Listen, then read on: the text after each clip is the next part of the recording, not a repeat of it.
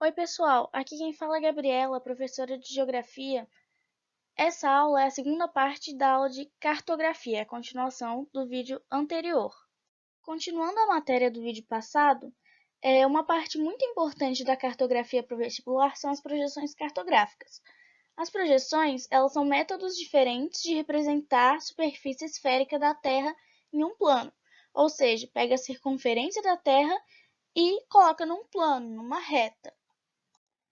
Essas projeções são o que possibilitam a gente a construir mapas, e elas são feitas de várias maneiras, mas eu só peguei 3 para mostrar o que cai no vestibular. A primeira projeção é a projeção plana ou azimutal. Essa projeção é determinada por um plano tocante no globo, ou seja, é como se fosse uma folha de papel encostando num globo terrestre. Nessa projeção, a parte central é muito bem representada, mas os extremos são deformados e os paralelos e meridianos são representados de forma circular.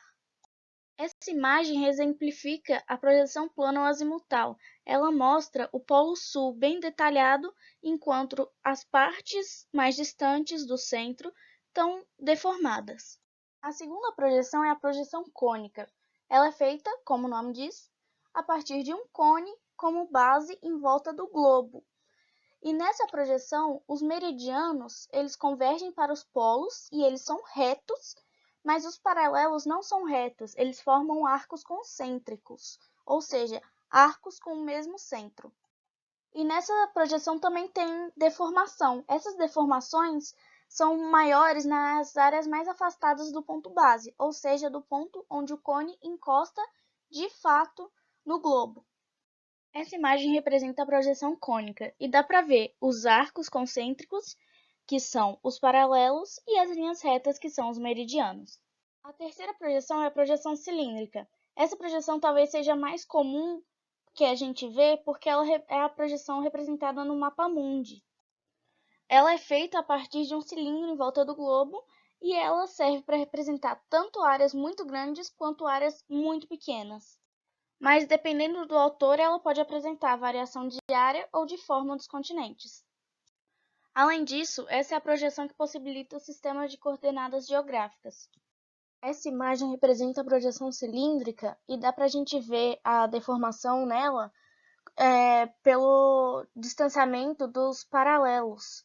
A gente vê que no centro da imagem eles são bem mais afastados do que nos polos. A gente tem também a classificação das projeções quanto à conservação e à deformação dos elementos presentes no mapa. Então, por exemplo, a projeção equidistante, ela tem a conservação da escala real, mas ela tem a deformação dos ângulos e das áreas. A projeção conforme, ela tem a conservação dos ângulos, mas a deformação das áreas. Já a projeção equivalente, ela tem a conservação da área, mas a deformação dos ângulos. A partir disso, a gente tem 3 projeções que são importantes para o vestibular: a projeção de Peters, a projeção de Mercator e a projeção de Robinson. A projeção de Peters, ela é cilíndrica equivalente, ou seja, ela mantém as áreas, mas ela deforma o formato dos continentes. Além disso, ela é considerada terceiro-mundista, porque geralmente a África está no centro do mapa. Mas tem uma crítica a essa projeção, que tem um paralelo que devia estar na posição 45 graus, mas ela está na posição 46 graus e 2 minutos. Essa imagem representa a projeção de Peters. A gente pode ver como a África está no centro e como os continentes mais perto do polo, eles são mais alongados no sentido horizontal. A segunda projeção é a projeção de Mercator, que também é uma projeção cilíndrica, e é a que a gente mais vê nos vestibulares, porque ela geralmente é usada em questões interdisciplinares. Essa é a projeção que a gente tem como base para o sistema de coordenadas. A deformação, nesse caso, é nas áreas, mas eles mantêm a forma dos continentes. Essa imagem é a projeção de Mercator, e a gente pode ver a deformação das áreas comparando a Groenlândia da projeção de Mercator com a da projeção de Peters. Para Mercator, a Groenlândia tem um tamanho muito maior no mapa do que é na realidade. A terceira projeção é a projeção de Robinson. Ela foi feita numa tentativa de consertar as características falhas das projeções anteriores.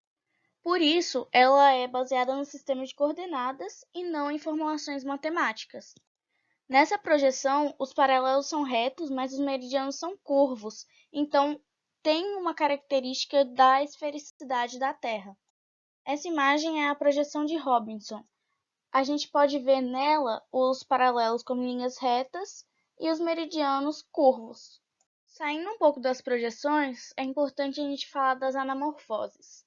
Anamorfose é uma forma de representação espacial em que há distorções nos territórios de acordo com o assunto estudado. Ou seja, você monta um mapa a partir do seu objeto de estudo. Esse mapa geralmente apresenta exagero nas formas dos locais estudados. Esse exagero ele depende da diferença dos dados quantitativos de cada classe escolhida. Essa imagem é uma anamorfose. Nela, a gente pode ver a quantidade de acordo com a distorção da área dos países. Esse mapa representa o Produto Interno Bruto, o PIB. Então, a gente pode ver que Estados Unidos e China, como têm uma área muito maior do que os outros países, eles claramente são os países que têm o maior PIB. Agora, países da África, do leste europeu e do Oriente Médio, eles estão bem menores ou nem dá para a gente diferenciar eles no mapa, o que faz a gente ter a ideia de que eles têm um PIB muito inferior aos Estados Unidos ou à China, por exemplo. E isso é comprovado para a gente pela legenda. Agora um assunto que eu sei que muita gente tem dificuldade, mas eu juro que não é impossível, que é a escala. Primeiro a gente precisa falar o que é escala.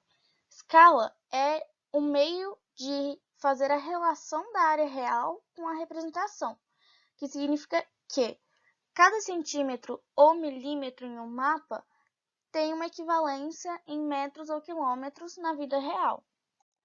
A unidade em si depende da indicação do mapa ou da questão. Caso não tenha indicação, é convencionado que a gente tem que adotar o centímetro. Essa escala ela pode ser tanto numérica, como um exemplo aqui, de 1 para 50.000, ou gráfica, como tem aqui também um exemplo. Na escala numérica, o numerador, que é o primeiro número, é a área do mapa, e o denominador, que é o segundo número, é a área real. A escala determina para a gente o nível de detalhamento do mapa. Sendo assim, quando a escala for grande, significa que o espaço representado é menor, então tem maior detalhamento. Agora, se a escala for pequena, o espaço representado é maior e o detalhamento é menor. Ou seja, entre os exemplos dados de 1 para 50.000 e de 1 para 200.000, o primeiro é uma escala muito maior, porque ela representa um espaço bem menor e mais detalhado. Agora, a segunda, ela é uma escala muito menor, porque ela representa um espaço bem maior e menos detalhado. Isso a gente pode comprovar fazendo essa divisão de 1 para 50.000 e de 1 para 200.000. O número achado em 1 para 50.000 é maior do que o número em 1 para 200.000, que significa que o primeiro realmente é uma escala maior. A escala geralmente vem representada em enunciados ou em mapas, mas existem algumas questões que pedem para você calcular a escala. E se eles não dão a escala, eles passam os valores da área do mapa e a área real. Então, o cálculo é bem simples. É só dividir a área do mapa pela área real que você encontra o valor que é a escala. Eu trouxe um exercício exemplo para representar como é cobrado esse conteúdo no vestibular. O exercício diz: escala gráfica, segundo Vicentini e Vlach, é aquela que expressa diretamente os valores da realidade mapeada num gráfico situado na parte inferior de um mapa.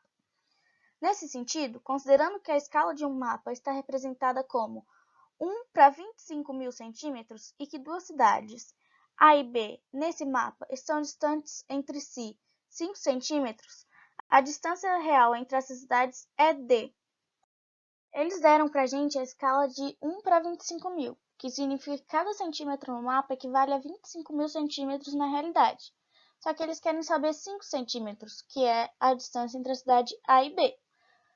Assim, fazendo uma regra de 3 simples, a gente vê que 25.000 vezes 5 equivale à distância de 5 centímetros do mapa na realidade, que é 125.000 centímetros. Só que todas as alternativas estão em metro, então a gente tem que fazer a conversão de centímetros para metros. E como cada metro é composto por 100 centímetros, a gente divide 125.000 por 100. A resposta é 1.250 metros, e por isso é a alternativa letra B. Então, pessoal, assim concluímos o nosso conteúdo de cartografia. O link da lista vai estar na descrição. Espero que tenham gostado e até a próxima aula.